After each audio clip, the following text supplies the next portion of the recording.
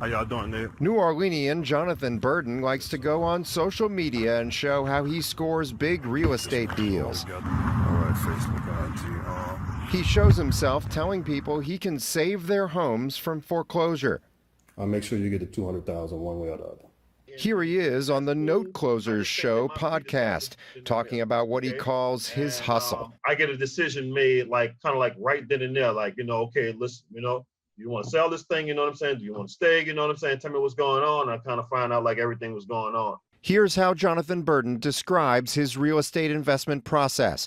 He finds properties facing foreclosure or tax sale. He goes and knocks on the door and tells the owners he can help them save their home if they pay him instead. Then he has them sign some documents. He calls it collateral in case they don't pay him. But several owners allege in court Burden did nothing in exchange for their payments and tricked them into signing documents that actually turned their properties over to him. We've tried repeatedly over the last week to reach Burden, leaving phone, email, and text messages with him and some of his attorneys. But he did defend his methods on the podcast.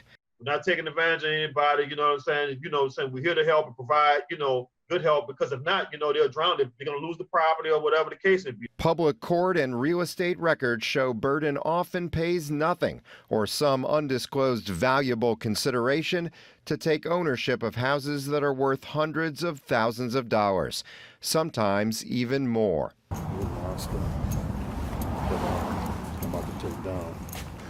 I'm watching the match that work. Last October, Burden went to Catherine Stewart's $1 million mansion in the Garden District and bragged on Instagram that he met with her for almost 5 hours. I raised my kids here, my husband died here. Stewart owned the home outright, but her husband took out a reverse mortgage in 2013 to pay for rising medical expenses. When he died in 2019, she owed nearly $400,000. She had an offer to buy the house for $1.1 million, plenty enough to stop the foreclosure. Then Burden showed up at her door. They offered you $1.1 million, and they ain't gonna be able to perform. I understand all of that. I'm gonna offer you $700,000, and I'm gonna perform. She signed what Burden told her in a text was just a, quote, backup offer. Instead, court documents show Burden filed it as a purchase agreement in the Orleans Parish land records, with all the dollar amounts scratched out. It was enough to cloud the property's title and block Stewart's sale to the real buyers, all with time running out to stop a foreclosure. Ms. Stewart understood that this deal was nowhere near as good as the 1.1. Sal Bivalacqua is an attorney. But in her mind, based on what he told her, that was, if everything gets blown up, at least I have something left. He represented Stewart and another homeowner who filed a similar lawsuit against Burden. They got Burden's documents removed from the official record both times, but in Stewart's case, she had to agree to pay Burden $85,000 not to hold up the sale anymore. So he ends up coming out winning. He walks away with $85,000 for putting up not a penny and misleading Ms. Stewart and making a lot of false promises. Johnny Robinson says he knows what that's like. He took care of his sister Lorraine after she had a stroke in 2017, and he hired bankruptcy attorney Jonathan DeTrenis in 2020 to file for bankruptcy protection and save the Central City home Lorraine had owned for 30 years. She had every right to stop the foreclosure, save her house from foreclosure, and that's what we did. But after Lorraine died in January of this year, Jonathan Burden filed this purchase agreement in the city land records, claiming Lorraine had signed the house over to him back in 2019.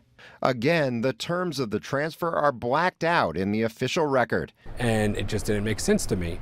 Why would Lorraine give up ownership interest in her property, then spend 3 years paying back mortgages and debts on the property, only to have it taken by someone for nothing? Now, Burden comes to collect the rent from the tenants in Lorraine Robinson's old house. And when Johnny Robinson shows up, Burden calls the cops on him, because for now, city records show Burden is the rightful owner. Yeah, leave this man alone, leave your tenants alone, and let it be done. On the Note Closers show in 2019, Burden said this. I'm a credit repair agent for this company called FES. All right, financial education services. Last year, the Federal Trade Commission shut down financial education services for preying on the poor with a, quote, credit repair pyramid scheme. The podcast host even asked Burden if it was hard to get an attorney to help him create loan documents. No, my attorney, David Birdsong, he knows this.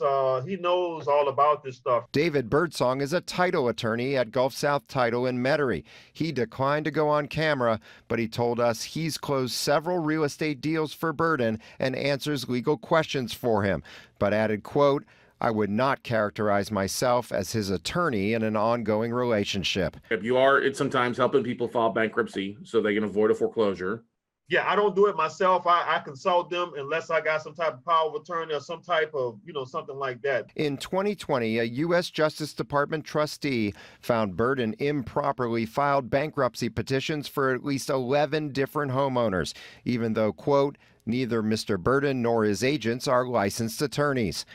The bankruptcy court responded by banning Burden from offering any more debt relief services or bankruptcy assistance, but none of it seems to stop him. Maybe even put him in jail, because, they hurting people out there, man. Until then, Burden will keep getting folks to sign real estate deals with him.